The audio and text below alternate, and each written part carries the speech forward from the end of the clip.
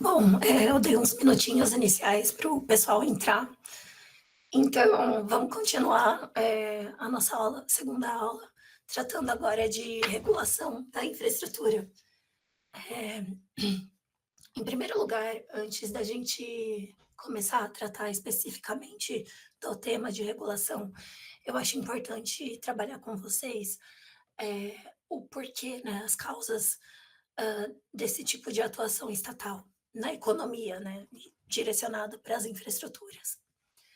É é importante lembrar que a teoria econômica clássica, aliás, pressupõe um modelo de funcionamento ideal da economia, um modelo esse que dispensava a atuação estatal para o seu direcionamento, porque, pressupunha a racionalidade ilimitada dos agentes e a infalibilidade do mercado. Nesse modelo, os agentes econômicos, eles atuariam de forma ótima, com vistas à maximização dos seus próprios interesses e para fins de produção e circulação de riqueza. E atuando dessa forma, suas atividades operariam segundo a lei da oferta e da demanda. Eh, e nesse modelo de funcionamento, tudo funcionaria de maneira direta e equilibrada, sem intervenientes, sem quaisquer obstáculos entre a oferta e a demanda. Então, o mercado seria um constante equilíbrio, na interação entre os agentes econômicos. Isso segundo a teoria econômica clássica. Hã, Desculpem. Nessa ordem de ideias, a intervenção regulatória do Estado seria desnecessária, porque ela aumentaria os custos de transação e expressaria interesses privados ou burocráticos, a depender de quem dominasse ali as instituições.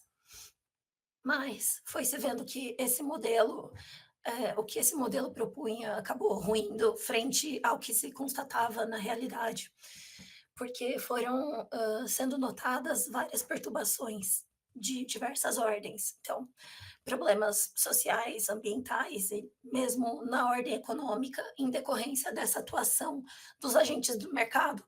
Atuação essa que muitas vezes era abusiva, muitas vezes se valia do poder econômico para causar danos e sem maiores responsabilidades. Então, ganhou corpo, né, ganhou amplitude a ideia de que as forças de mercado seriam insuficientes para disciplinarem a si próprias. E por isso se preconizou a necessária intervenção estatal para a promoção dos interesses públicos, que seriam lesionados por essas práticas abusivas dos agentes econômicos. Hã, a regulação, assim, ela, enquanto prática do Estado, ela se volta prioritariamente a corrigir as falhas de mercado, promovendo a eficiência econômica e incluindo nessa eficiência econômica a própria eficiência dos preços. E por Desliguei o microfone sem querer. Por eficiência de preços, eu quero, significar a comparação entre o custo de produção e a qualidade desejada. Eh, É importante também que a gente tenha em vista que a regulação, ela tem um perfil não só repressivo, né, ou seja, um perfil que espera as práticas abusivas, espera os danos oriundos de agentes econômicos ocorrerem, para só então responder a esses danos, né, só então punir esses danos. A regulação ela também é preventiva, né, ou seja, ela, antecipa as condutas desses agentes econômicos e busca, estimular atitudes que não condizam com aqueles tipos proibidos, né, tipos que sejam penalizados. Então busca prevenir, a ocorrência, né, a própria conduta, danosa. E também a regulação se volta a um perfil promotivo para expandir a infraestrutura, né, um perfil que incentive a atuação dos agentes econômicos em determinada direção. Tudo isso, todos esses perfis de atuação da regulação, eles visam expandir a infraestrutura, né, universalizar a infraestrutura e os serviços que, por meio dela, são prestados, para democratizar o acesso e incentivar a inovação, para padronizar a tecnologia empregada, além da compatibilidade, entre tecnologias com os equipamentos. Bem como a gente também tem que lembrar da prática sustentável, né, a prática voltada à preservação e à restauração do meio ambiente.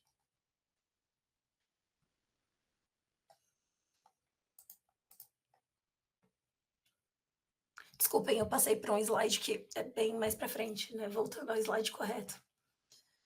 Eh, Nesse sentido, é importante que vocês se lembrem do que a gente discutiu na aula de ontem.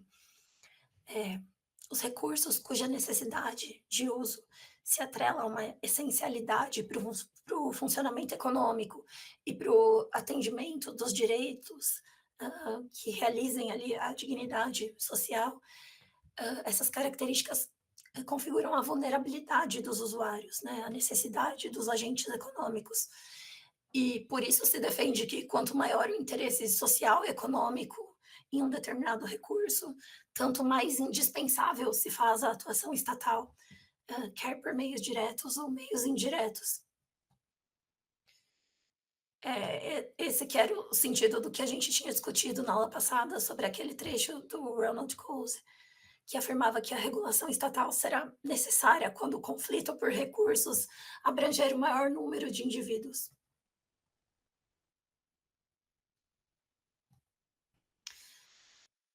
A respeito da necessidade da regulação das infraestruturas, por sua relevância para as atividades econômicas, que são essenciais ao funcionamento das sociedades modernas, a gente deve assegurar que ela seja construída e provida em escala.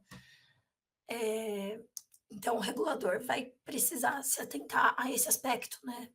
Ao dever daqueles que detêm e operam as infraestruturas, sejam eles agentes econômicos, eh, públicos ou privados, que esses agentes eles não impeçam e, de um lado, permitam também o acesso às infraestruturas em moldes igualitários e justos, principalmente em relação ao preço cobrado para esse acesso.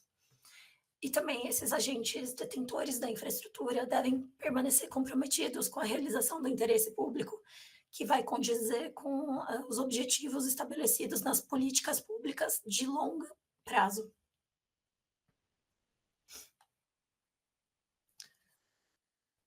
Então, tenham em mente que a regulação econômica, ela se volta ao atributo da vulnerabilidade e da necessidade pelo uso dos recursos, né? Esses dois atributos que são tão característicos das infraestruturas, né? Tão característicos quanto as demais, né? Que a gente tinha discutido, como, por exemplo, a economia de escala e de escopo, a dificuldade de replicação das infraestruturas, a tendência ao monopólio, entre outros. Hã, então,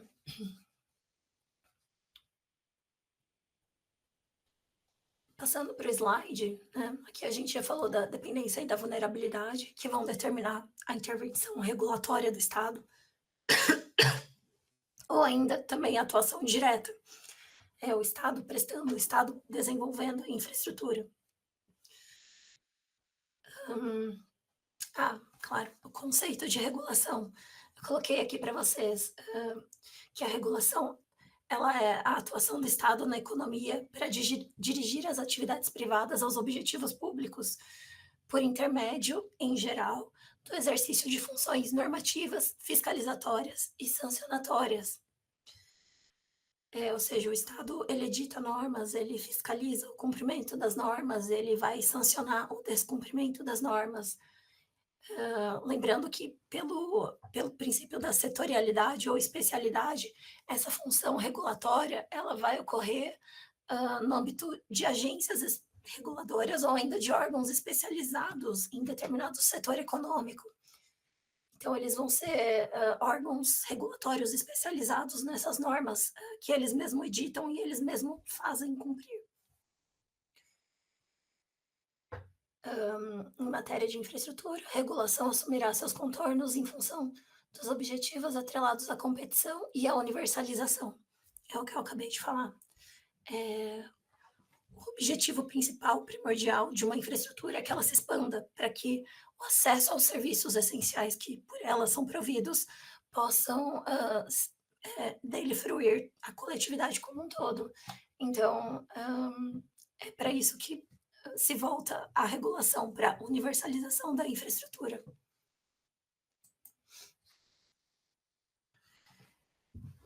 Em relação ainda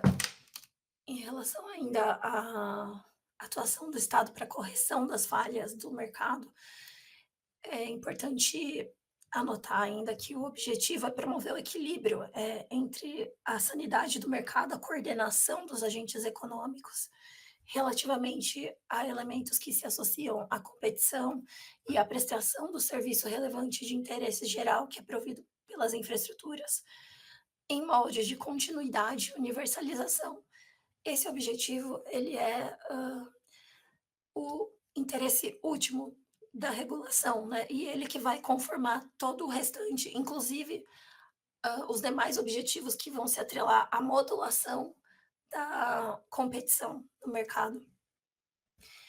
E por isso também é importante a gente lembrar que nem sempre os interesses da coletividade coincidirão com medidas de eficiência econômica. E então essas medidas de eficiência econômica, né, em que se insere, por exemplo, a competição, eles podem ser preteridos em função do objetivo de expansão e universalização da infraestrutura.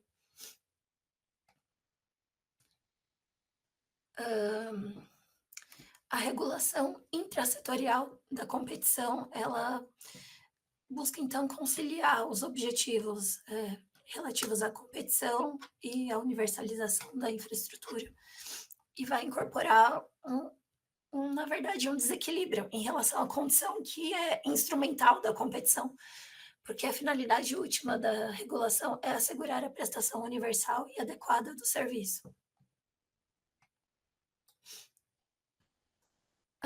A Vivian perguntou: as aulas estão sendo gravadas e serão disponibilizadas depois? Serão, Vivian. Elas ficarão numa plataforma a que vocês têm acesso por alguns dias, se eu não me engano, 30 dias.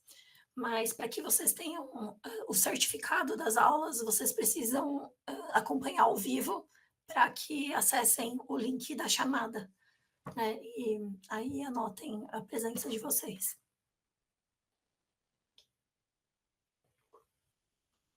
Alguém tem mais alguma dúvida?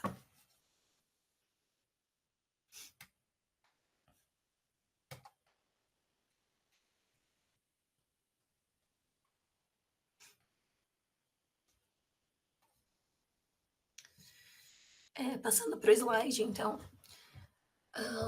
o que a gente tinha falado na aula passada a respeito da economia de escala, né? A economia de escala, ela pressupõe os elevados custos iniciais para a instalação da infraestrutura, né? Que são os custos afundados, né? Os custos irrecuperáveis. E a partir disso, ela vai se beneficiar dos fluxos econômicos que vão advir do maior número de usuários que vão se valer dessa infraestrutura de maneira onerosa para que esses custos possam ser amortizados num longo prazo. E em razão dessa característica da economia de escala e dos custos da elevada alavancagem inicial, né, os custos fundantes, as infraestruturas vão tender ao monopólio, né, tender à concentração da sua prestação em um único agente econômico. Por isso que o Estado vai, por vezes, né, quando o mercado necessitar dessa intervenção, né, quando ele não funcionar adequadamente, quando os preços praticados, por exemplo, forem abusivos, ou os bens providos sejam em menor quantidade ou em menor qualidade do que o necessário, o Estado pode intervir. E também o Estado vai impor o dever aos proprietários dessa infraestrutura que proporcione o acesso, o compartilhamento dos competidores em modos igualitários, né, como eu havia dito. Essa prática regulatória é chamada de dirigismo contratual ou o dever de contratar, né, em inglês, né, o termo é duty to deal. Esse termo aparece bastante na literatura especializada em matéria de direito da infraestrutura. É, e caracteriza bastante, né, as transações econômicas dos detentores da infraestrutura. Por que que existe um dirigismo contratual? Porque o Estado ele vai intervir nessas relações privadas, que inicialmente seriam privadas e, portanto, regidas pelo princípio da autonomia, da vontade. Né? Então, se a parte privada simplesmente não quer contratar, não quer firmar uma parceria com a outra parte, ela poderia se recusar a princípio. Mas envolvendo uma infraestrutura, ainda que seja uma infraestrutura de propriedade privada, é, esse dono da infraestrutura, essa parte privada, não pode se recusar a efetuar aquela parceria privada, a firmar o contrato de compartilhamento proporcional ao acesso a um competidor, justamente porque para evitar o monopólio, né, incentivar a competição no mercado, criar condições para que os agentes compitam entre si nesse cenário, possam melhorar seus serviços, terem incentivos para investir e inovar.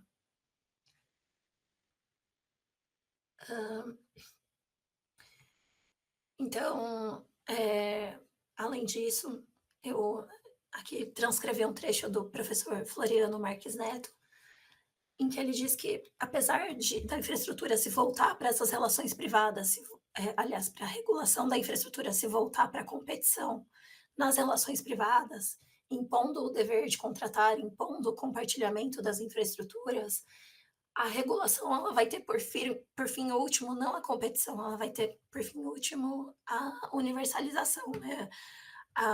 Ele vai ter por fim último a realização de direitos fundamentais. Então, a regulação ela não se destina apenas à correção das distorções econômicas, mas sim e principalmente a garantir que a atividade desmonopolizada siga sendo oferecida à fruição da coletividade e que a sua oferta seja generalizada e ampliada, ensejando que seja disponibilizada a parcela crescente da sociedade. Então, é necessário, né, acima de tudo, dirigir a atuação dos agentes econômicos, não só para a competição, mas principalmente para a universalização, para a expansão do serviço, para a expansão da infraestrutura.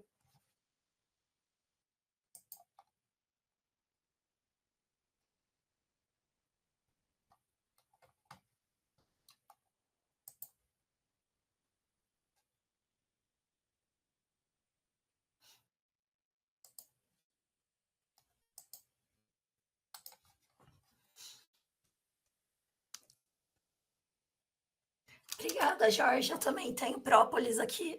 Tô tomando própolis, xarope. Eu tô bem munida aqui de medicamentos para a garganta. Mas é de tanto falar, enfim. Eu falei muito ontem, aí eu fiquei com a garganta inflamada. Mas espero que vocês estejam entendendo o que eu estou falando.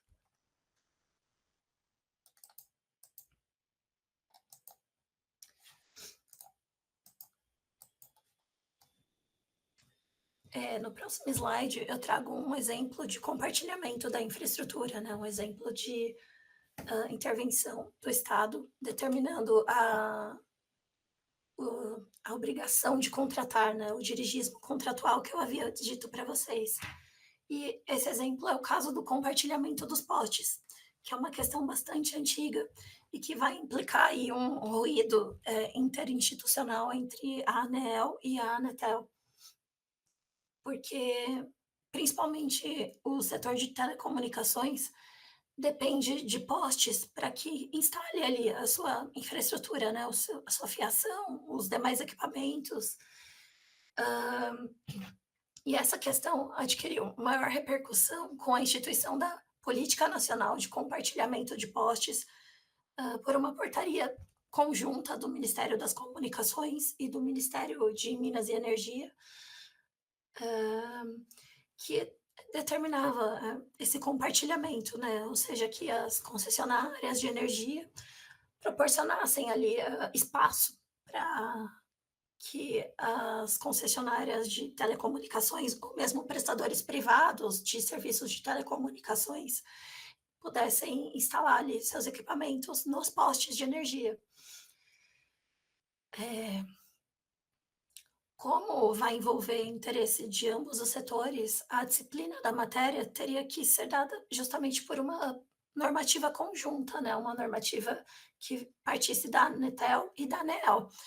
E ocorre que, desde que a portaria do ano passado, determinando essa política surgiu, a Anatel começou a trabalhar, bastante até ativamente para viabilizar a normatização desse compartilhamento, hã, e por fim conseguiu editar ali uma proposta em 2023, no final de 2023, em outubro, e depois passou o processo para a ANEEL, deliberar internamente sobre essa portaria.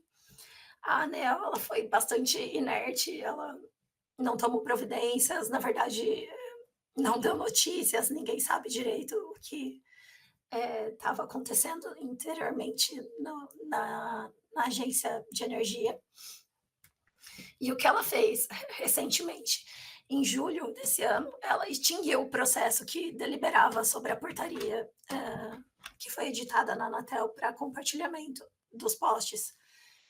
Então, extinguiu simplesmente o processo, não deu continuidade. Recentemente, a ANEEL, inclusive, recentemente tem se manifestado sobre a falta de funcionários, sobre a precariedade da estrutura dela, e apontando esses fatores como motivo para que não delibere, né, não tome algumas providências que dela são esperadas. Então, por enquanto, ainda não temos uma portaria que viabilize o compartilhamento dos postes dentro dessa política nacional que foi determinada no ano passado. A ver os próximos passos que vão ser tomados, né, nesse conflito interinstitucional, mas que tem sido acompanhado bem de perto pelo Ministério da Infraestrutura, que tem feito pronunciamentos públicos determinando, incitando, aliás, a ANEEL a tomar providências.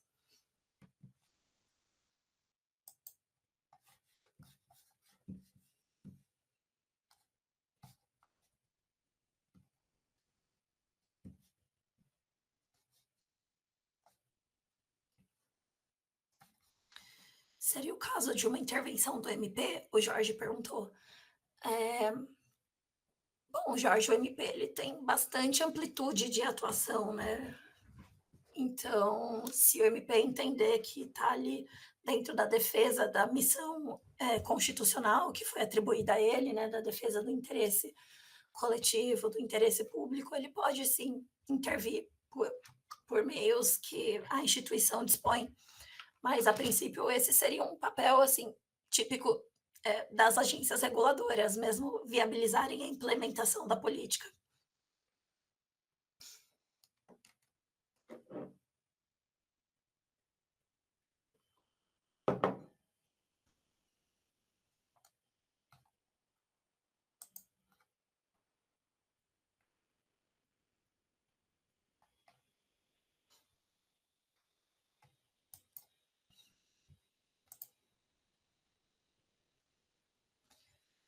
Bem, passando então para a continuação do nosso conteúdo sobre a regulação da competição nas infraestruturas, eu trago aqui para vocês umas noções sobre a doutrina da utilidade pública. Embora existam diferentes visões sobre a definição, né, os contornos gerais da utilidade pública, o que ocorre é que esse conceito traz um método de verificação da necessidade concreta de maior intervenção regulatória do Estado, em razão da essencialidade do bem ou serviço que essa essencialidade desempenha na sociedade. E essa essencialidade pode se definir também a partir da mensuração do poder e da dominação de fato que o agente econômico exerce sobre um determinado recurso que se comporta como infraestrutura. Em função da sua essencialidade para as diversas interações econômicas e sociais, alguns recursos, como as infraestruturas, vão receber maior aporte regulatório, né, com a imposição de deveres de expansão das redes, né, das redes de infraestrutura e também deveres relativos à qualidade do serviço. Então, vai também se regular a competição com a imposição de obrigações de qualidade, de obrigações de preço, né, aliás, também com incentivos aos investimentos, né, os incentivos à expansão da prestação do serviço. É importante relembrar aquela definição das infraestruturas como bens de acesso, que são bens de cuja utilização depende a possibilidade de concorrer, que é a definição do professor Calixto Salomão Filho. Para ele, a principal função social do bem de acesso é a obrigatoriedade de disponibilização a terceiros, e também que, além de deverem utilizar corretamente esse bem, né, utilizar esse bem em função do interesse público, né, de modo alinhado com as políticas públicas, essa regulação ela vai se definir, né, se expressar como uma maior limitação do direito de propriedade, porque o proprietário da infraestrutura ele vai ser obrigado a compartilhar os bens, obrigado a compartilhar esses bens dos quais dependem os agentes econômicos para a prestação das suas atividades, né? Elas dependem do acesso para que se coloquem, né, exerçam suas funções.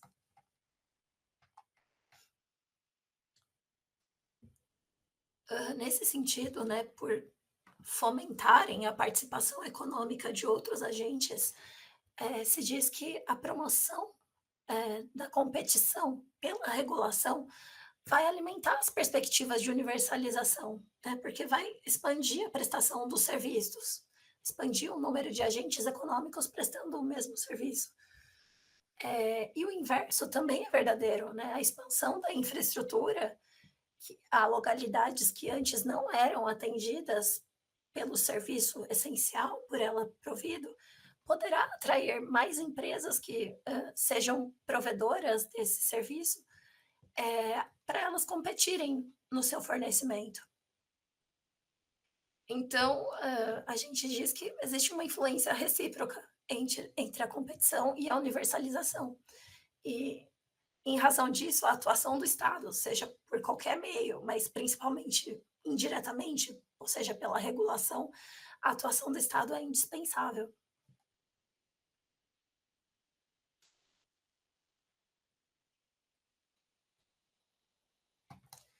E não só a atuação do Estado é considerada indispensável, como a atuação dos agentes econômicos é considerada indispensável. Os agentes econômicos que são estimulados, né, regidos pela regulação, então eles se encontram sob a égide de influência do Estado, né, para direcionarem as suas atividades. A atuação desses agentes econômicos também é essencial. E uma das razões para a superação dessa noção de exclusividade estatal na realização de direitos fundamentais e na prestação do serviço público diz respeito aos casos em que o regime de concorrência, né, o regime de competição, impulsiona o alcance das finalidades essenciais dos serviços públicos, né, as finalidades essenciais das políticas públicas. Esses agentes privados, influenciados pela regulação, vão então funcionar efetivamente como um instrumento para a prestação dos serviços públicos.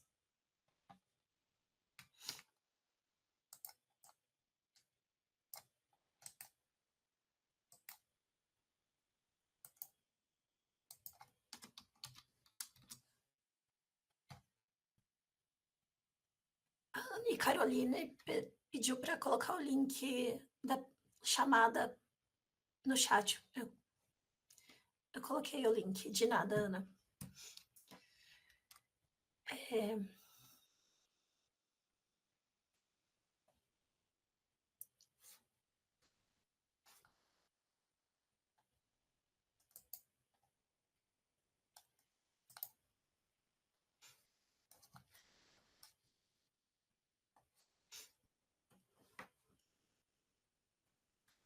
Então, voltando para o conteúdo da aula, eh, eu reforço aqui com vocês que a competição não é um fim em si mesma para a atividade regulatória, né? A finalidade principal vai ser a universalização da infraestrutura, realizando os direitos fundamentais por meio da prestação de serviços públicos, prestação de serviços essenciais à coletividade que são providos por meio da infraestrutura. Mas a competição ela vai também se traduzir em ganhos de universalização, em ganhos de qualidade dos serviços. Então, quando ela proporciona eficiência econômica e benefícios concretos aos consumidores dos serviços, é necessário que o Estado estimule essa competição, mas exercer essa atividade, né, realizar essa finalidade em um setor que tende a um monopólio, né, ou seja, um setor que é um monopólio natural em função da economia de escala, não é uma tarefa fácil.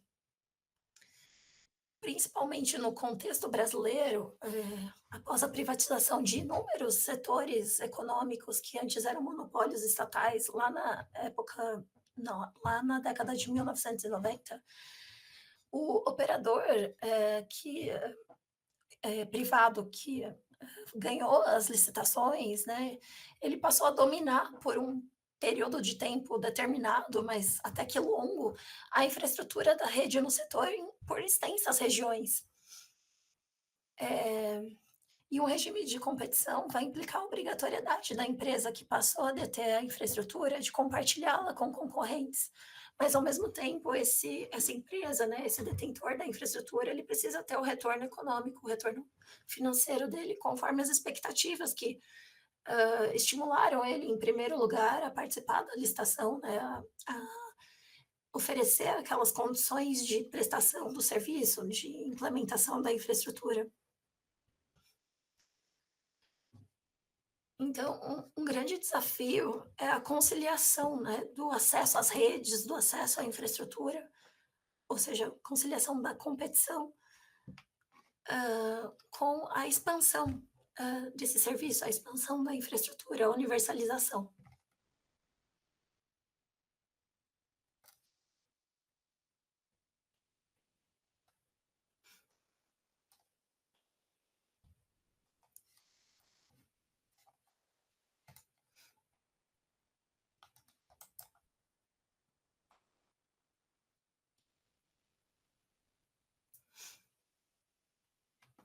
Então, é necessário promover o equilíbrio econômico entre o aporte dos investimentos que possibilitem a expansão da infraestrutura e a renovação tecnológica delas, e o incentivo para que os operadores privados as implementem, né, e também para que haja competidores no mercado de maneira a tornar esse mercado saudável, né, com competição que vai estimular a inovação, qualidade do serviço, preços menores.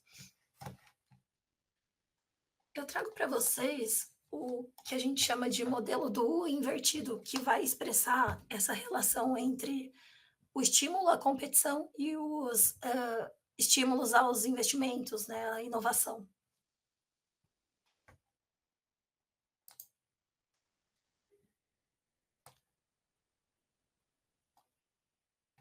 Segundo esse modelo,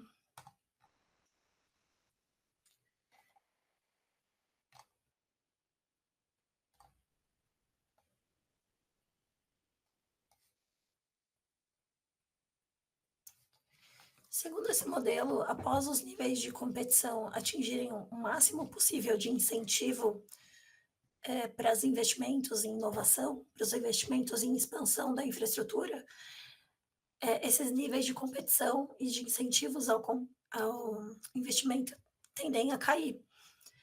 E isso acontece porque o crescimento dos investimentos, em determinado ponto, não vai se sustentar quando se alcança certo nível de competitividade. Porque com a competição, os preços tendem a cair e, em razão disso, há um menor retorno financeiro que é provido por aquela atividade econômica.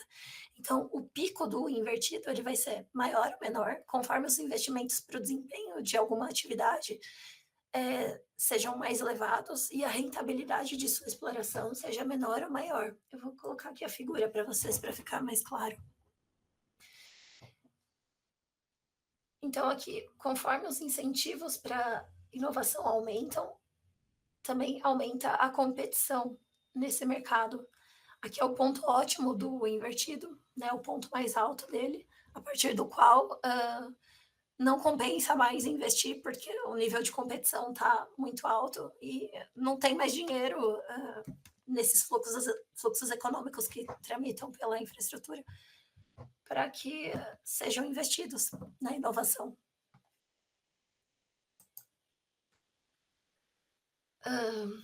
Então, havendo maior competitividade num dado setor de mercado, também haverá maiores incentivos para os agentes competidores investirem. E após os níveis de competição atingirem o máximo possível de incentivo e investimento em inovação, eles tendem a decair. Isso acontece porque o crescimento dos investimentos não se sustenta a partir de certo nível de competitividade, em razão da ausência de retornos financeiros providos por aquela atividade econômica. O pico do invertido será maior ou menor conforme os investimentos para o desempenho de dada atividade sejam mais elevados e a rentabilidade de sua exploração seja maior ou menor.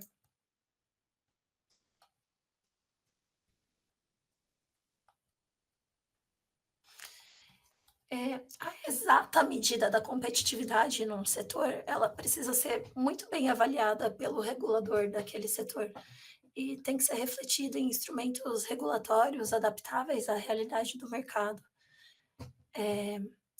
No entanto, mesmo em atenção aos alertas sobre uma competitividade predatória em níveis elevados, a gente sabe que em setores com economia de escala, a competição tende a ser reduzida, né? Porque são setores que tendem ao monopólio. E na prática, alguns poucos operadores vão atuar na parcela do mercado, na grande parcela do mercado. Portanto, em favor de um modelo de universalização que possa contemplar a sustentabilidade das redes, os mecanismos de competição, eles são necessários, né? Esses incentivos à competição.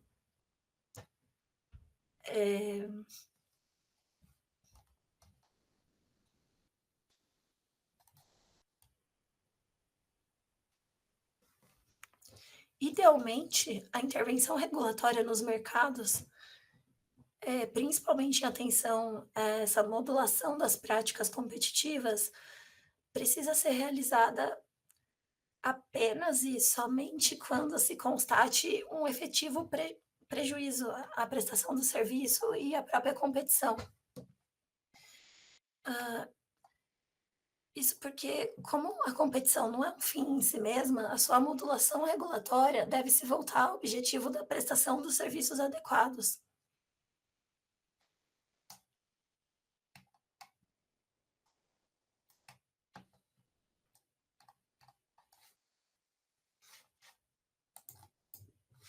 Alguém tem alguma dúvida? Esse modelo do o invertido, ele é um pouco abstrato, né? Ele já é aqui um conteúdo de economia, mais propriamente falando, né? Embora ele se imbrique muito bem aqui nas práticas regulatórias do direito. Alguém tem alguma dúvida em relação a esse modelo?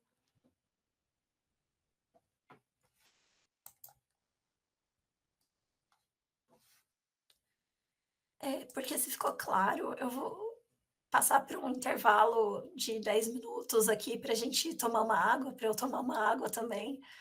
E aí a gente retoma com o tema da universalização na infraestrutura por meio da regulação.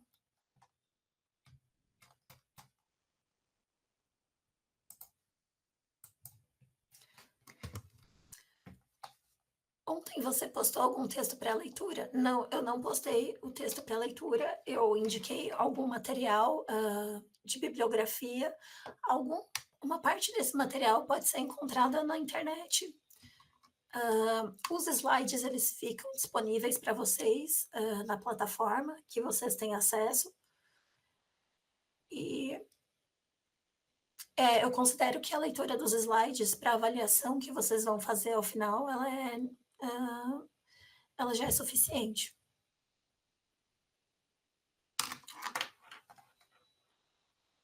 vamos fazer então uma pausa de 10 minutos.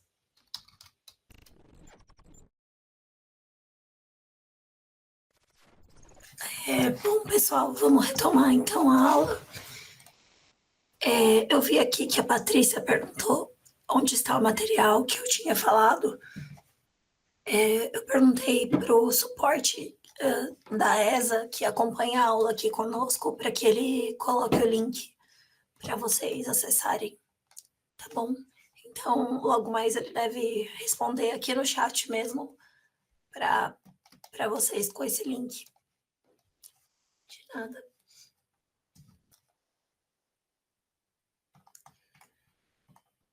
Então, vamos continuar com o tema da universalização da infraestrutura. Conforme a gente tinha falado, a universalização ela é um princípio, né, da infraestrutura, né? Pelas infraestruturas proverem bens e serviços dotados de essencialidade ao funcionamento da economia, né, à realização de direitos, essas infraestruturas elas precisam ser universalizadas para que todos tenham acesso a esses serviços de relevância coletiva que são providas por meio dela.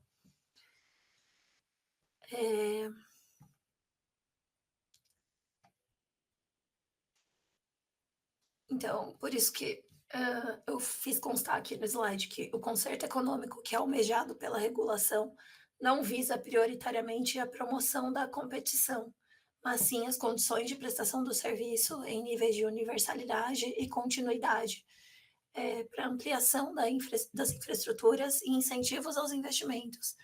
Objetivos esses que podem ser prejudicados pela priorização da competição em vista dos altos custos de implementação e respectivas expectativas de retorno financeiro.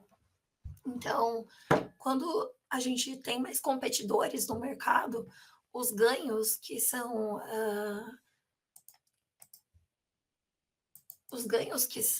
que são providos pela exploração da atividade econômica, eles diminuem.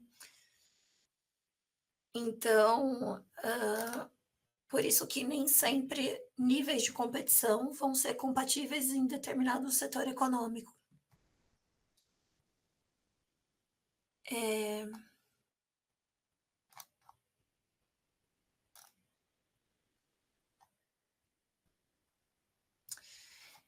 Essa universalização, ela vai ocorrer, como a gente havia dito, pela expansão da infraestrutura, de modo que ela alcance usuários diversos do serviço, né? Que serviços providos por essa infraestrutura alcance a toda a população. Aqui a gente tem uma distinção importante entre os usuários que são ou que não são atendidos pelos serviços de relevância coletiva que são providos pela infraestrutura. O professor Floriano Marques Neto, ele tem uma tipologia interessante, né? Ele discerne os consumidores efetivos e os consumidores potenciais. O consumidor efetivo, ele está integrado ao serviço, ele frui desse serviço, e por ele já estar atendido pela infraestrutura, ele se beneficiaria de medidas que impusessem melhores níveis de qualidade desse serviço por menores preços. E por conta disso, esse consumidor efetivo ele seria melhor atendido com uma regulação que promovesse a competição no nível dos serviços, né? Ou seja, que estimulasse que o proprietário da infraestrutura proporcionasse o acesso a essa infraestrutura para que outros agentes econômicos pudessem prover o serviço de relevância coletiva. Já o consumidor potencial, ele se encontra excluído do serviço por diversas razões, que podem ser de ordem econômica, geográfica ou social. E por estar excluído, né, por não estar alcançado pelo serviço prestado, ele é o principal destinatário das políticas de universalização da infraestrutura.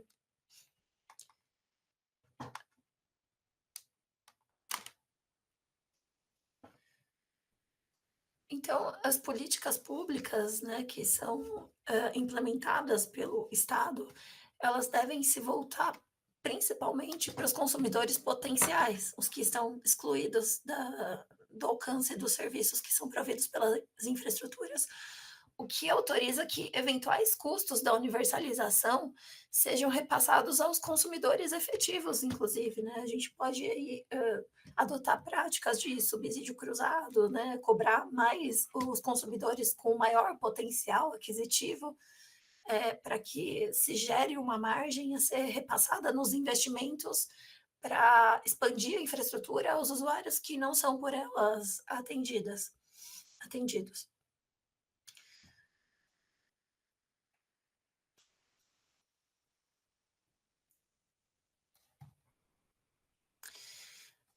Existe também uma perspectiva aproximada dessa que eu falei, né, que discerne tipologias de usuários de serviço, usuários ou consumidores de serviços de relevância coletiva, que é aquela exposta pelo professor Coutinho, o Diogo Coutinho.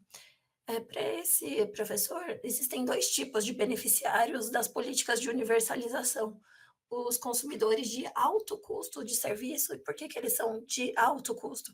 Porque para integrar esses consumidores ao serviço é necessária a instalação de infraestrutura que é inexistente no local onde eles residem. Então, vai ser feita uma instalação do zero, uma instalação pesada de todos os equipamentos, né, que vão envolver todos aqueles custos elevados, né, os custos afundados. E esses consumidores, normalmente eles se situam em localidades remotas, zonas rurais ou de limitada mobilidade geográfica. E também o professor Coutinho, ele discerne outro tipo de consumidor, o consumidor de baixa renda, que são aqueles que residem em localidades que são atendidas pelas infraestruturas, em localidades que dispõem dos serviços que são providos pela infraestrutura, mas esses consumidores, por terem uma renda baixa, eles não conseguem arcar com os preços cobrados para a utilização do serviço.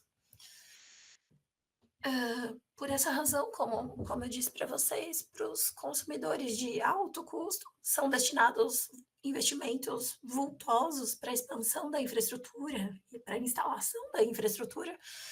E normalmente se utilizam tecnologias alternativas. Lembrem-se daquele princípio da neutralidade, que vai determinar que as especificações técnicas de uma infraestrutura sejam determinadas à luz das necessidades concretas.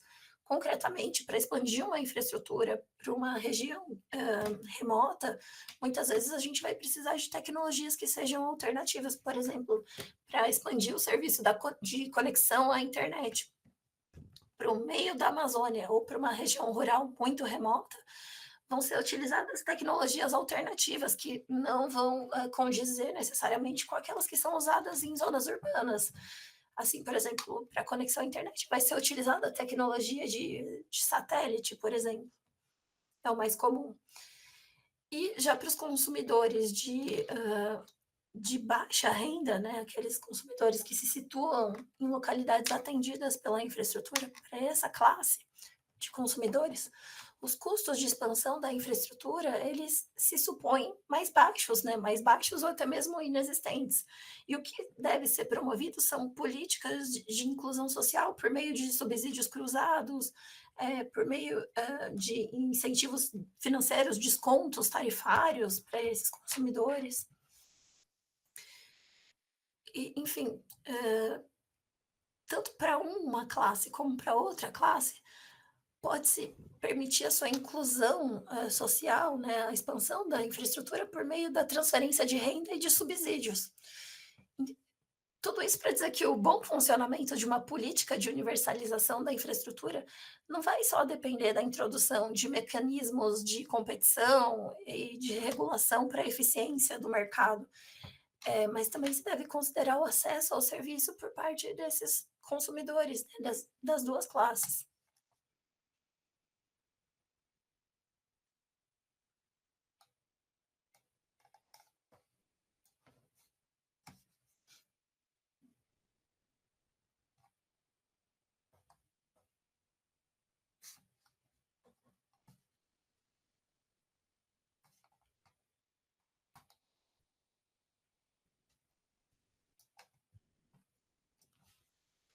Só para a gente esgotar o conteúdo desse slide, né? Aqui eu retomo a relação entre competição e universalização, para dizer que essa relação vai nos levar a um círculo virtuoso de expansão da infraestrutura, de inovação, de incremento da qualidade e de redução de preços ao consumidor.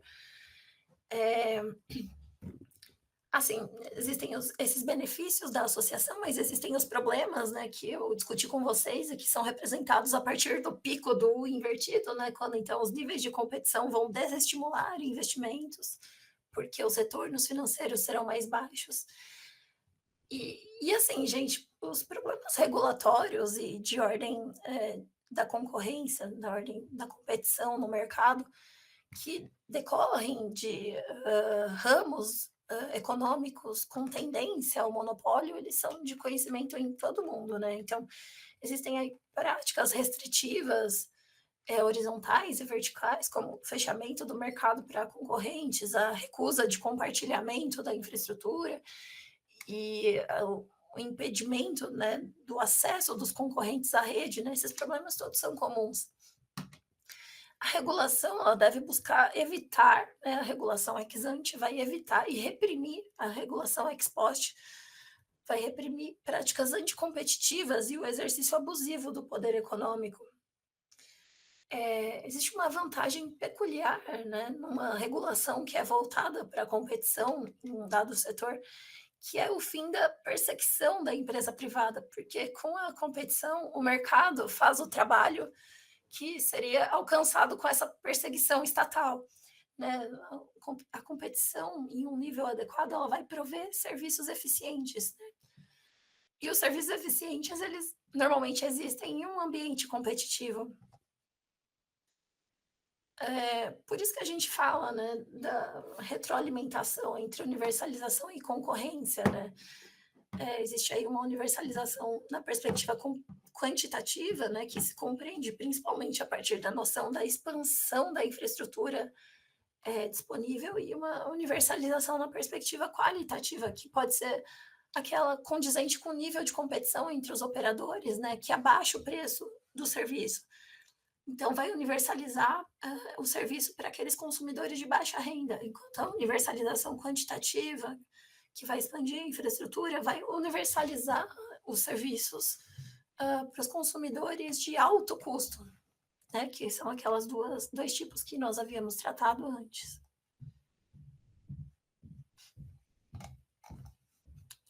A Patrícia comentou: soube de um bolsão residencial que não tinha iluminação pública e estava ilhado entre tantos outros. Tiveram que instalar hastes luminosas de LED do zero.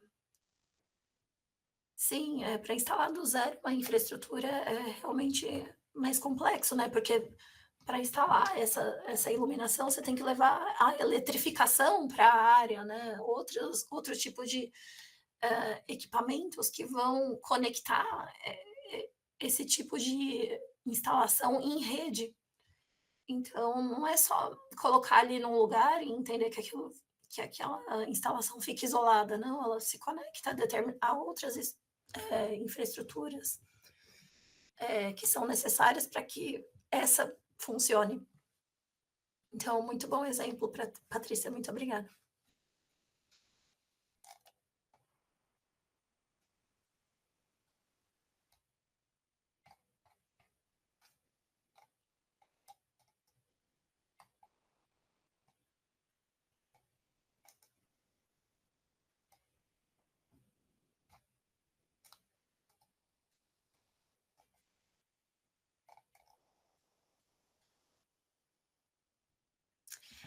Um ponto relevante aqui que eu preciso tratar com vocês é a capacidade de compartilhamento da infraestrutura, porque muitas vezes não vai existir essa capacidade de compartilhamento, seja por um fundamento de ordem estritamente econômica, ou seja, eu, enquanto proprietário da infraestrutura e explorador da atividade econômica que essa infraestrutura provê, se eu compartilhar para ter um concorrente, eu não vou ter os retornos econômicos que são necessários para que eu invista na expansão, na renovação, na manutenção dessa infraestrutura. Então, um fundamento econômico que vai determinar a incapacidade do compartilhamento, e também um fundamento, às vezes, de ordem física mesmo, né? Às vezes, aquela infraestrutura não suporta mais compartilhamento do que já existe. Então, é necessário verificar a capacidade de compartilhamento para que não haja prejuízo às atividades, né, do proprietário, do detentor da infraestrutura. E também é necessário que se observe a cobrança, né, de um preço justo, né? Essas transações de compartilhamento são sempre onerosas, né, para proporcionar o acesso. Então, a capacidade de compartilhamento vai depender da viabilidade técnica e econômica para essa prática. Mas, via de regra, a recusa do proprietário da infraestrutura em proporcionar o acesso aos seus elementos da rede, né, da infraestrutura, ao competidor, geralmente vai se traduzir mesmo numa estratégia para que se amplie a posição dominante do detentor da infraestrutura, o que vai configurar uma prática abusiva.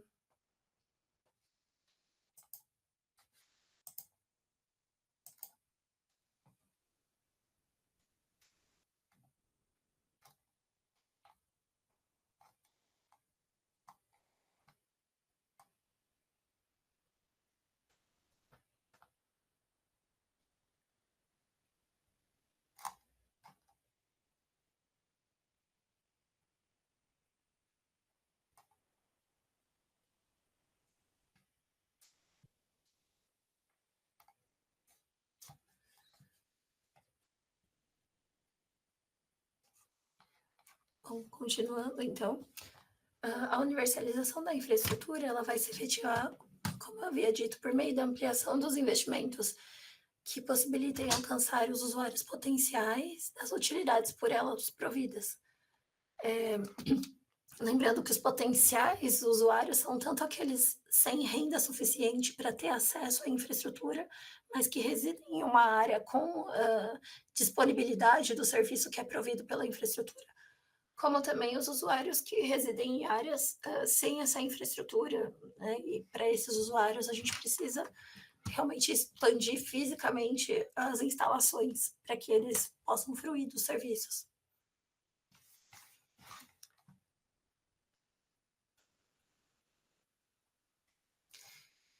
As infraestruturas, elas requerem grandes investimentos para sua implantação, né? Que isso decorre da economia de escala. E por isso, poucas empresas dispõem de recursos financeiros e operacionais para gerenciá-las. Por isso, são economias que tendem ao monopólio. Como a gente já mencionou, o mercado ele tende a suportar níveis limitados de competição com as empresas detentoras da infraestrutura, as empresas que são proprietárias dessa infraestrutura, os incumbentes, e que são aptas, portanto, a explorar a economia de escala.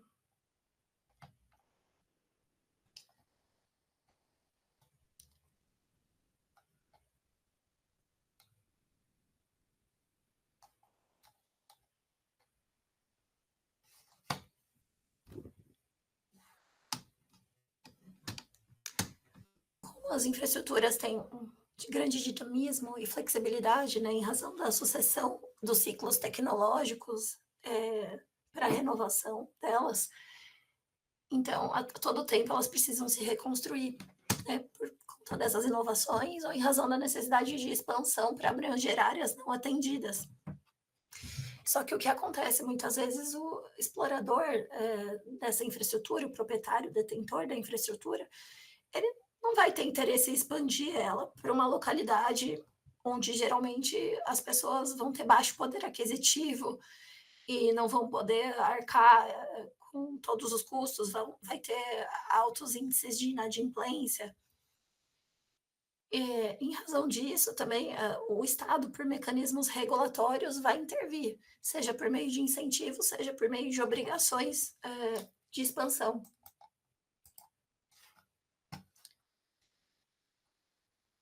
Entre as medidas regulatórias que vão viabilizar a universalização da infraestrutura, eu vou citar algumas aqui, as mais comuns, que são as obrigações de expansão, os acordos substitutivos de sanção e os fundos de universalização.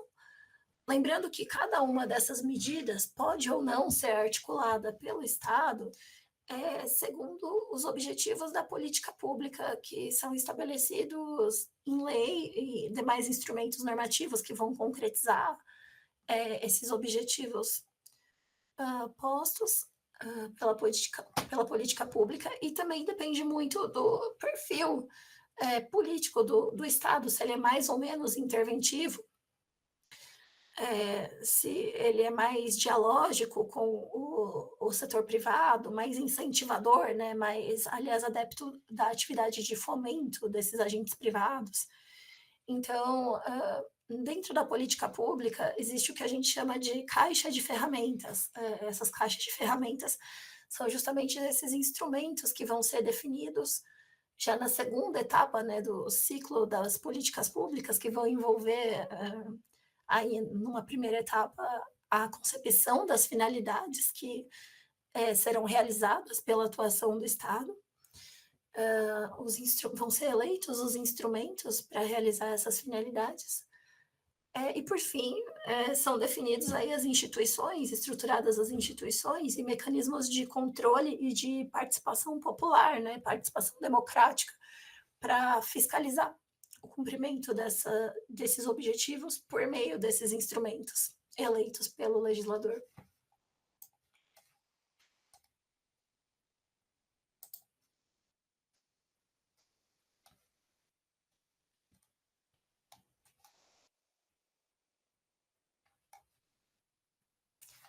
Obrigada, Patrícia.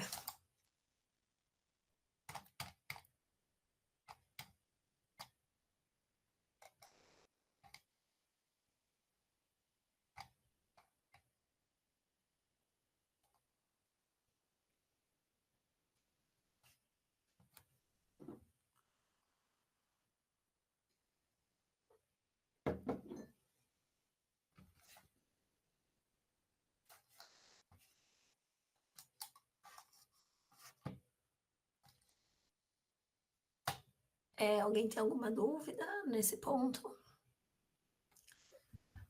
Bom, senão eu vou passar então para tratar especificamente de cada um desses instrumentos que foram elencados, instrumentos regulatórios voltados à universalização da infraestrutura.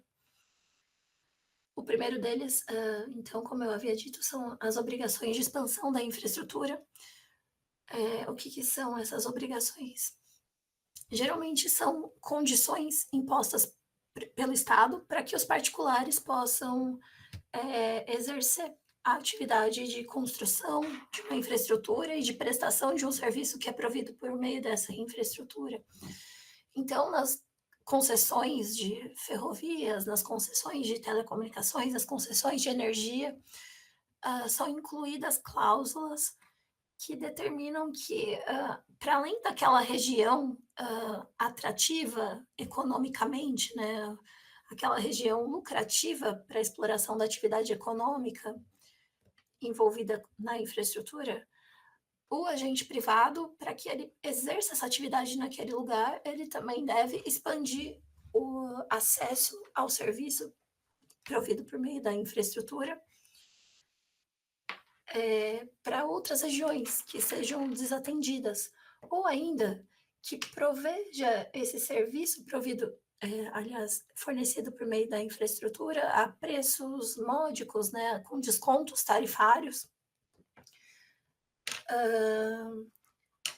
expandindo, portanto, o acesso à infraestrutura aos usuários de baixa renda.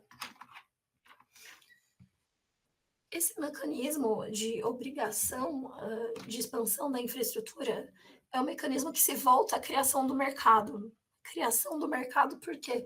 Porque vai incluir um usuário que não acessava o serviço, ou seja, um usuário potencial do serviço, seja por motivo de baixa renda, seja por motivo de residir em um local que é desassistido pela infraestrutura. Então, vai incluir esse usuário na fruição do serviço, né? Na cadeia econômica da prestação do serviço.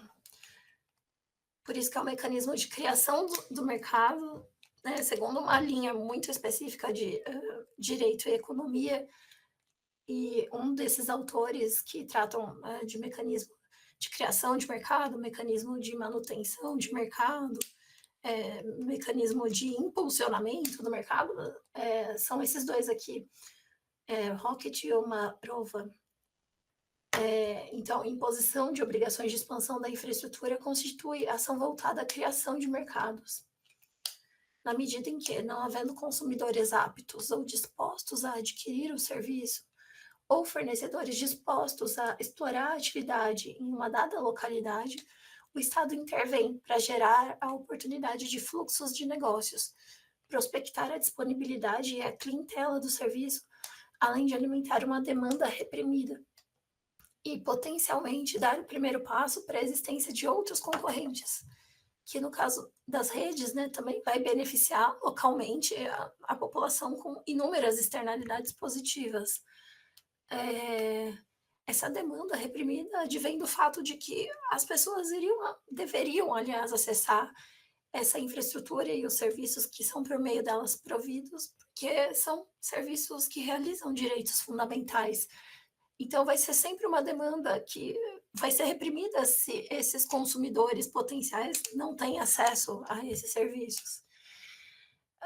E para que exista, né, essa frase, dar o primeiro passo para a existência de outros concorrentes, aqui diz respeito à ampliação da infraestrutura que vai passar a existir em determinado lugar, e associada a essa obrigação de expansão da infraestrutura, virão também obrigações de compartilhamento da infraestrutura para que os operadores da infraestrutura, mas que não são proprietários da infraestrutura, a ela tenham acesso e também possam competir no nível do serviço, né? Não competição no nível da infraestrutura, com a duplicação da rede de infraestrutura, mas competição a nível do serviço, com o acesso de competidores que não são detentores da infraestrutura a essas instalações, para que viabilize assim a atividade econômica deles naquela localidade.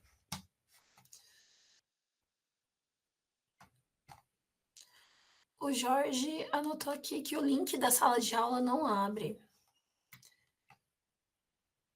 Então, suporte ESA, por favor, pode verificar esse link, se está funcionando, ou reenviar outro, não sei.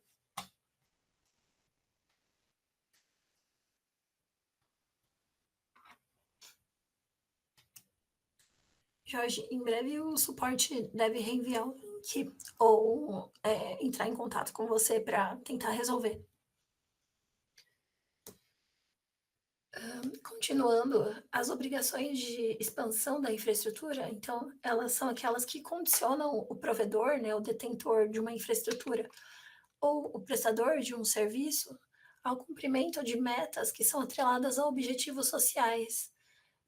E essas metas, elas vão se consubstanciar na densificação da oferta, ou seja, viabilizando o acesso de mais usuários ao serviço prestado, ou ainda ampliação da penetração dessa infraestrutura ou do serviço, né? Levando então a infraestrutura às áreas desatendidas antes por ela, e isso tudo dentro do contexto de políticas públicas, que, como eu defini para vocês antes, são os arranjos jurídicos institucionais permeados aí pelo ambiente institucional, político e mecanismos de legitimidade que vão efetivar, concretizar os objetivos identificados com o interesse público de um dado governo em um dado momento histórico.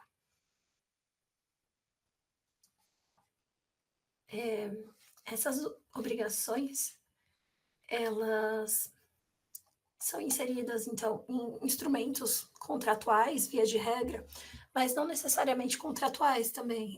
Existem muitas obrigações de expansão da infraestrutura que vêm no bojo de autorizações, por exemplo, né? E autorizações, a gente sabe que são atos da administração pública que podem ser precários ou não, ou seja, podem ser revogados a qualquer tempo, mas se forem acompanhadas de um prazo para vigerem, já não são precárias.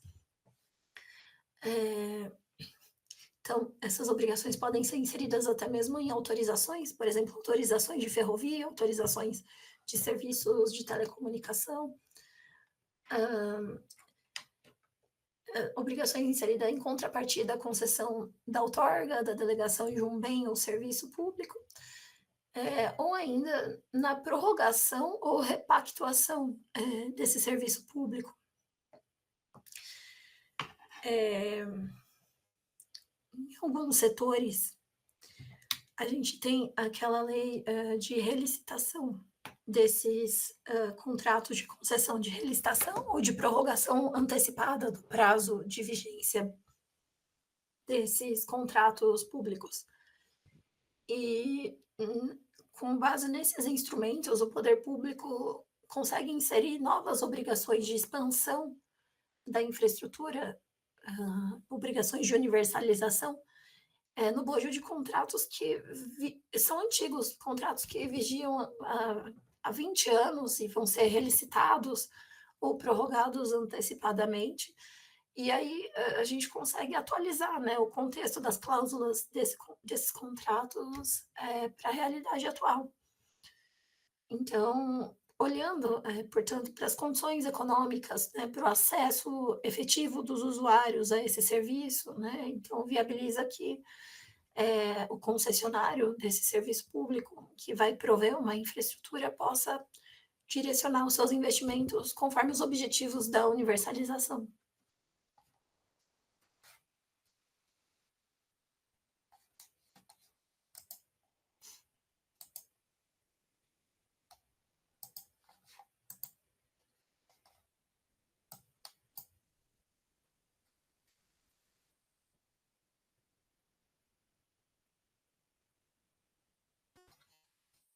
Assim, muitas vezes essas obrigações de expansão da infraestrutura ou obrigação de oferecimento do serviço a um preço mais módico, para determinada parcela de consumidores de baixa renda, elas são obrigações inseridas como condição à fruição de benefícios fiscais.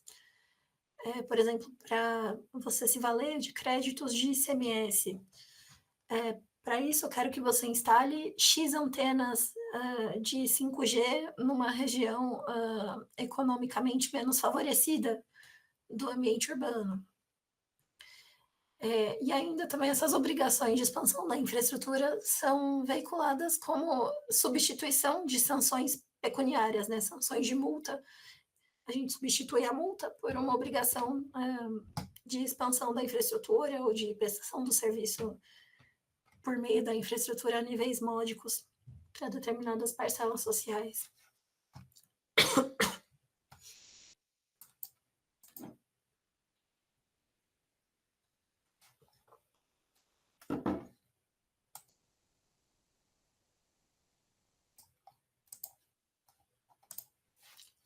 Vou só escrever para o suporte para ver se ele vai sanar a questão do Jorge sobre o link da sala de aula.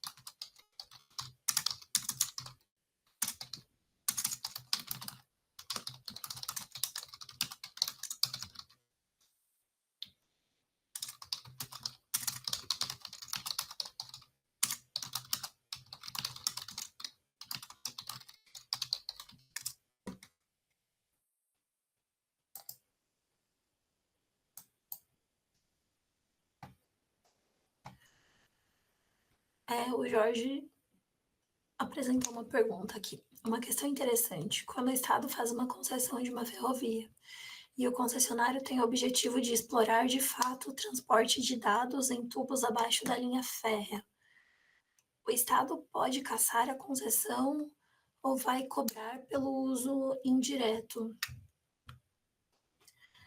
Olha, Jorge, a princípio me parece que esse transporte de dados ele pode ser, inclusive, uma fonte extra de renda para o concessionário, né? Então o concessionário pode dispor de receitas acessórias para viabilizar o plano de negócios, né? Viabilizar a amortização dos investimentos, as expectativas lucrativas.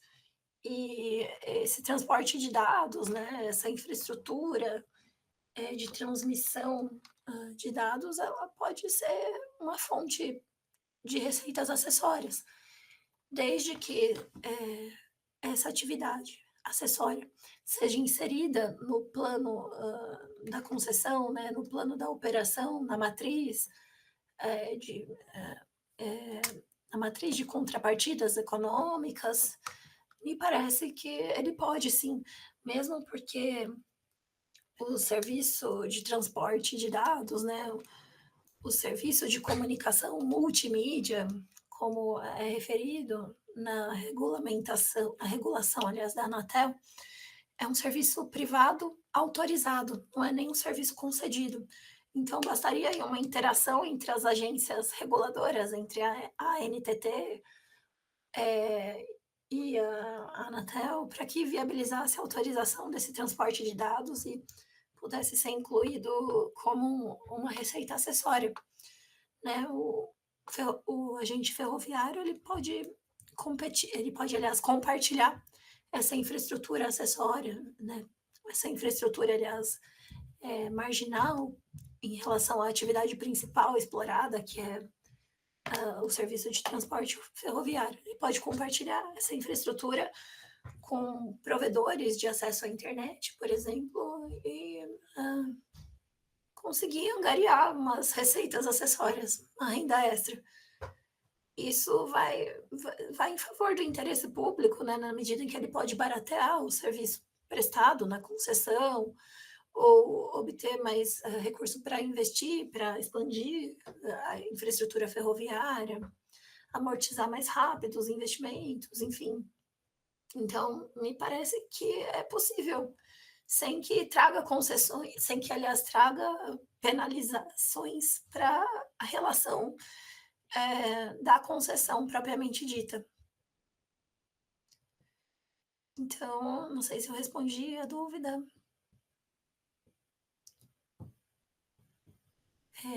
Se eu não respondi, pode deixar aí no chat que eu retomo.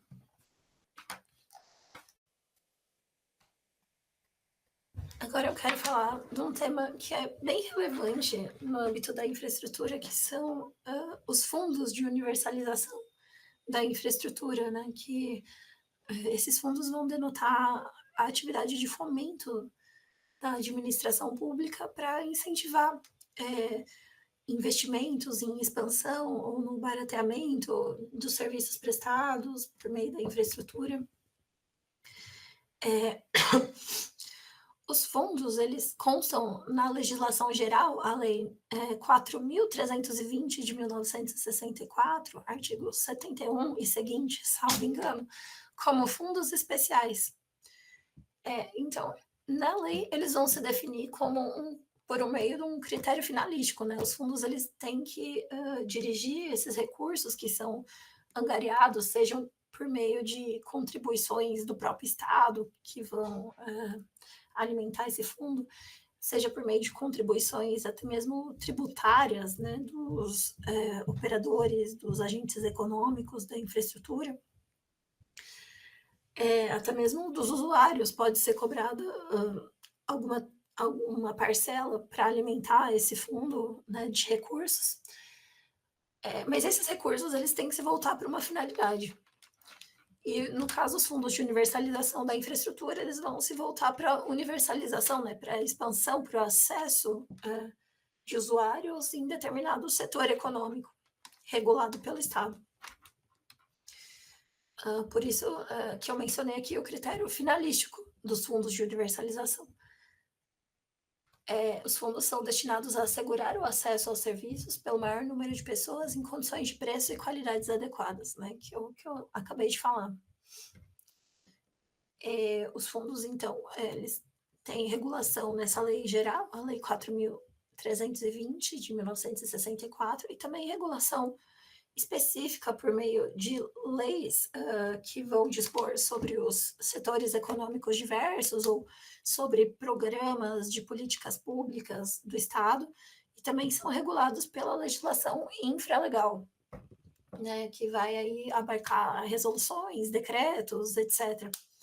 E vão dispor sobre quem são os agentes econômicos habilitados a se valer dos recursos do fundo, o nível de dispêndio dos recursos, né, a gradação de dispêndio desses recursos, a forma de prestação de contas, as medidas específicas que é para as quais vão ser destinados os recursos, entre inúmeras outras questões de disciplina jurídica. Eu trouxe para vocês as características gerais do regime jurídico dos fundos. Eles devem ser instituídos e regidos pela lei. Então, geralmente são leis específicas, né, que vão instituir, criar os fundos, e essas leis não podem destoar da lei geral, a lei 4.320.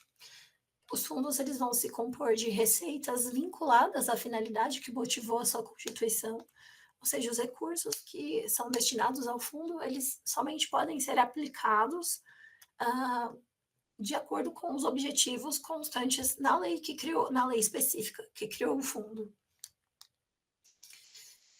Os recursos que não são usados, que não são empregados em determinado exercício financeiro, lembrando que o exercício financeiro corresponde a um ano.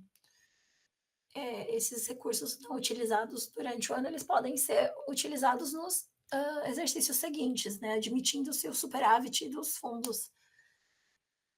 Então, o recurso do fundo de universalização não vai sair do fundo, não vai sair do fundo para ir para o orçamento geral, para a receita, para a receita geral da União, por exemplo. Então, os recursos do fundo ficam vinculados ao fundo para a finalidade que foi destinado nos termos da lei.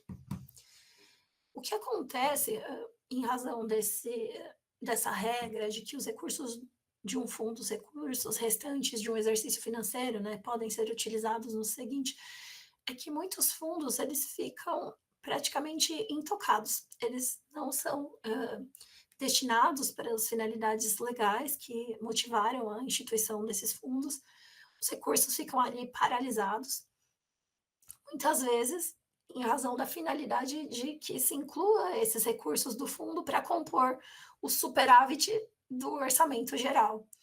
Então, às vezes, a administração central tem preocupação com esse encontro de contas entre despesas e receitas.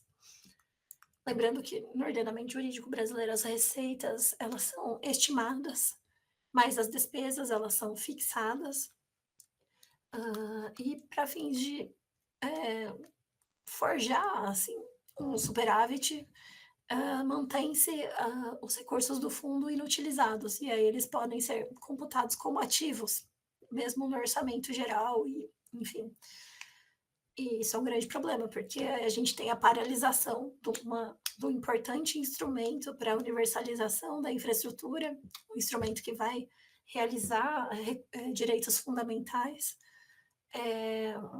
e acaba inutilizado porque os recursos ficam paralisados, não são destinados para a finalidade. E esses fundos, eles têm normas peculiares de controle, de prestação e de tomadas de contas que são estabelecidas nas leis específicas de criação. Se um particular recebe recursos públicos, ele se sujeita a inúmeros órgãos de controle, enfim.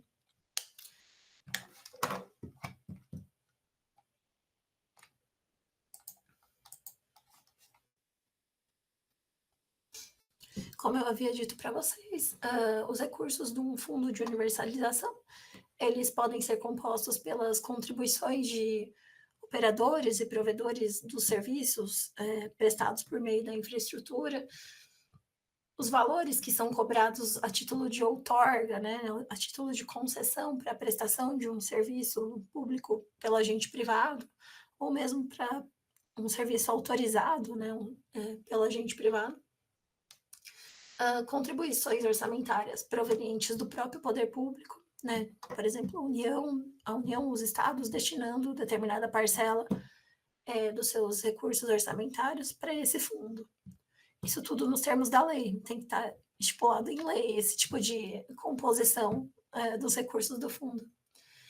E mesmo órgãos internacionais, como bancos regionais de desenvolvimento, podem também destinar recursos.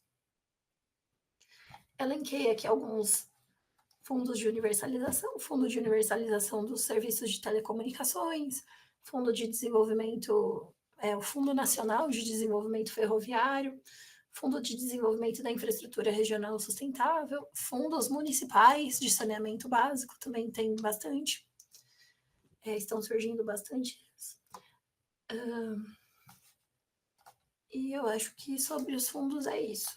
Se não tiver mais nenhuma dúvida, eu passo para o próximo instrumento.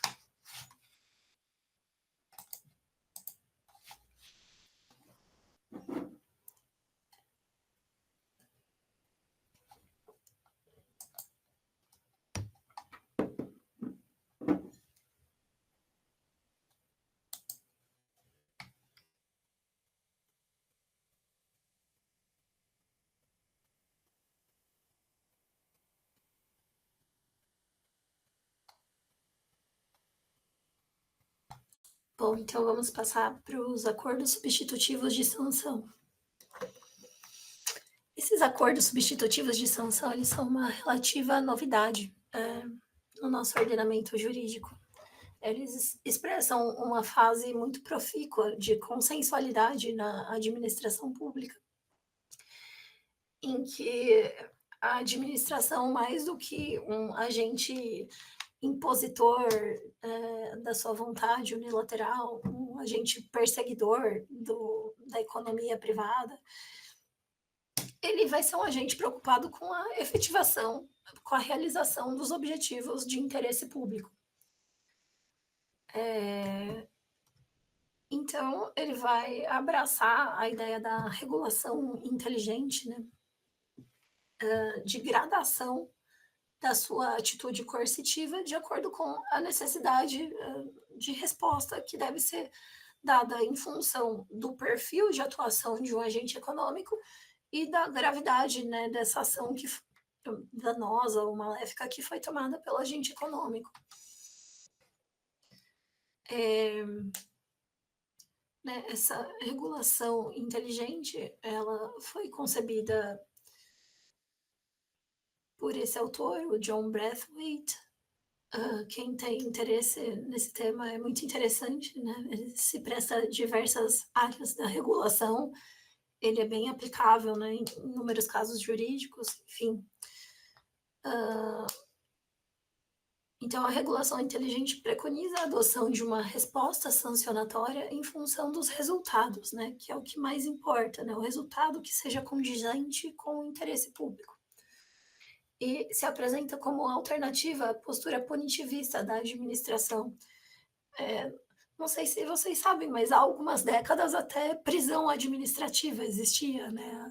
A administração, ela era concebida mesmo com essa áurea autoritária.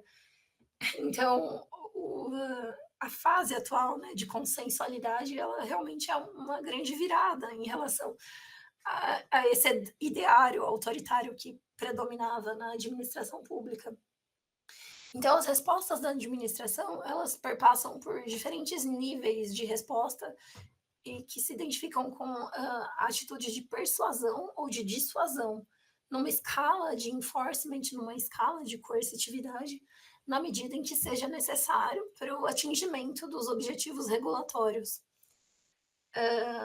Existe uma representação gráfica dessa teoria da regulação inteligente e a regulação responsiva, que é a pirâmide de responsividade, também vou deixar para que vocês estudem depois, procurem a respeito, muito interessante, mas é um tema que precisava de mais tempo, né, e maior aprofundamento próprio, daria uma aula só sobre isso.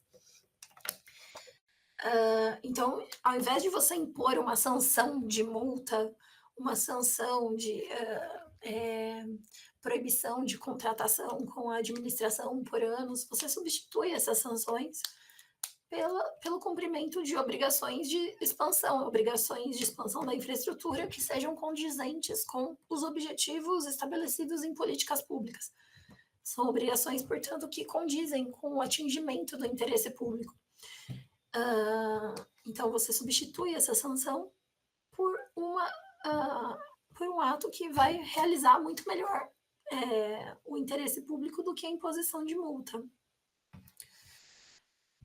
Existe um dado também muito interessante, eu não fiz constar no slide, mas também eu posso pesquisar, mandar para vocês depois, sobre a arrecadação dessas multas sancionatórias que são impostas por agências reguladoras. É um percentual muito baixo de arrecadação, então acaba virando dívida ativa e vai para a cobrança, uma cobrança nunca ou quase nunca é realizada.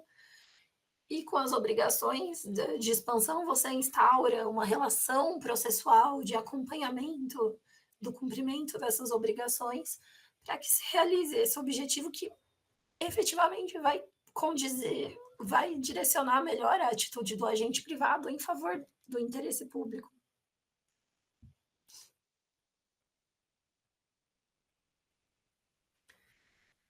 É,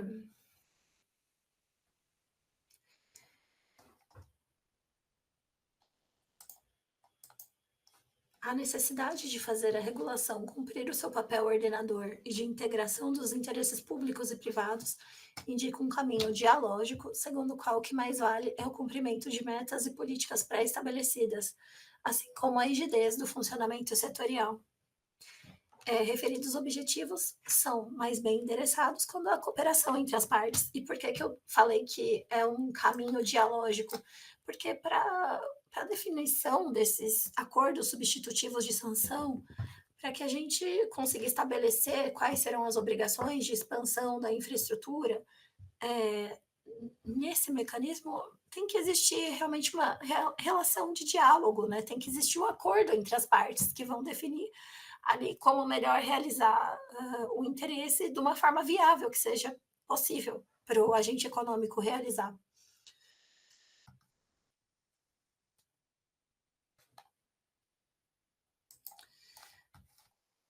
Em 2018, teve uma reforma importante na Lei de Introdução às Normas do Direito Brasileiro, a LINDB. A Lei 13.655 introduziu alguns dispositivos muito interessantes, muito importantes, voltados para a atuação da administração pública. Foram mecanismos que buscaram prover a atuação da administração de maior segurança jurídica, maior até mesmo eficácia.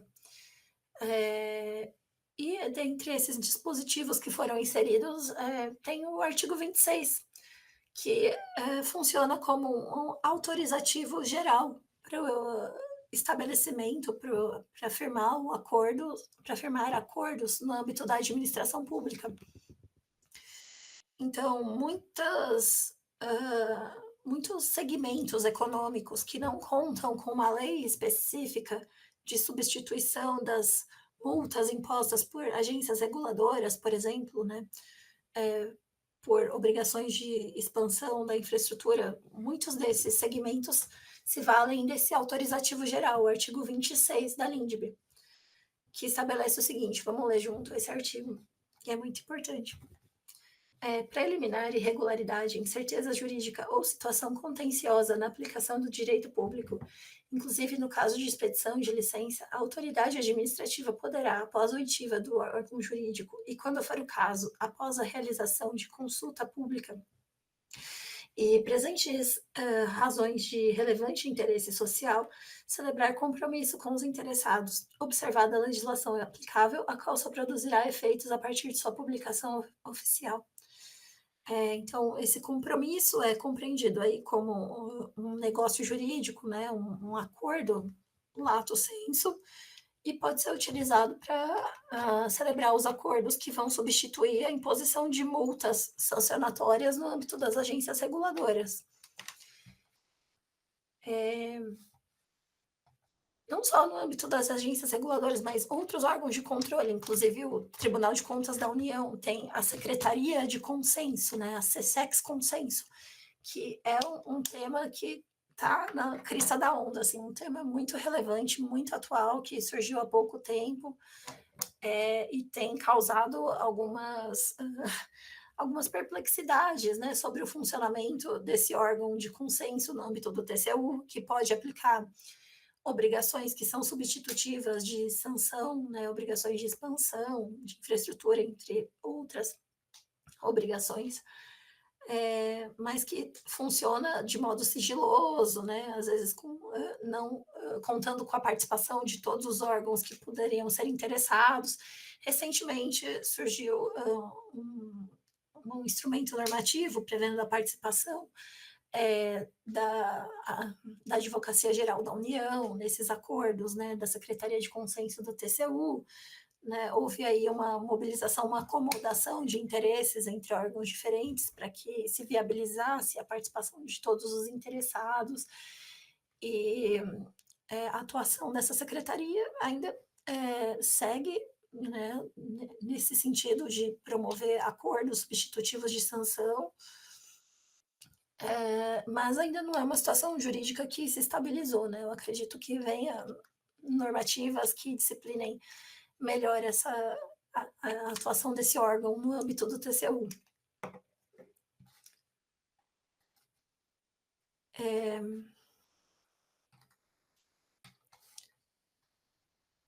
A situação do Jorge aqui conseguiu se resolver, né? Vi aqui no chat.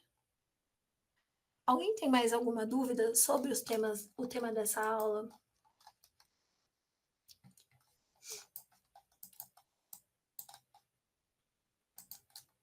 Nós tratamos aqui, então, só retomando, dos influxos da competição e da universalização no conteúdo da regulação das infraestruturas, e passamos também por alguns instrumentos que podem ser usados pelos agentes reguladores na realização das infraestruturas, da universalização das infraestruturas, que é o objetivo último no ordenamento jurídico.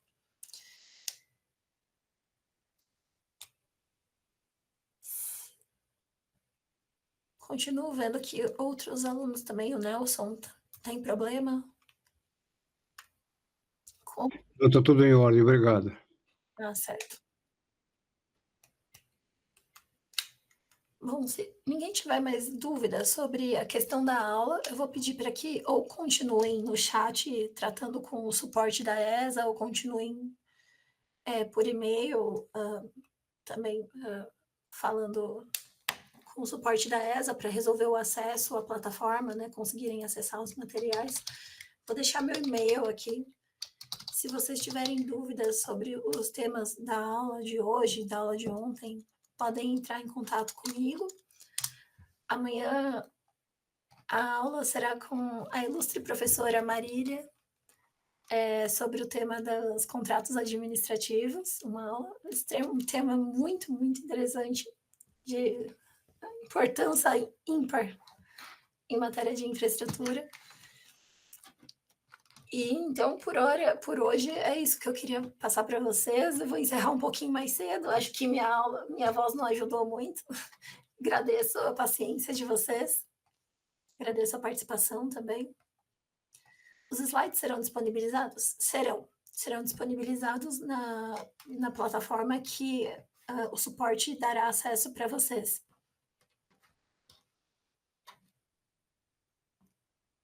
Então, muito obrigada a todos. E até amanhã com a professora Marília.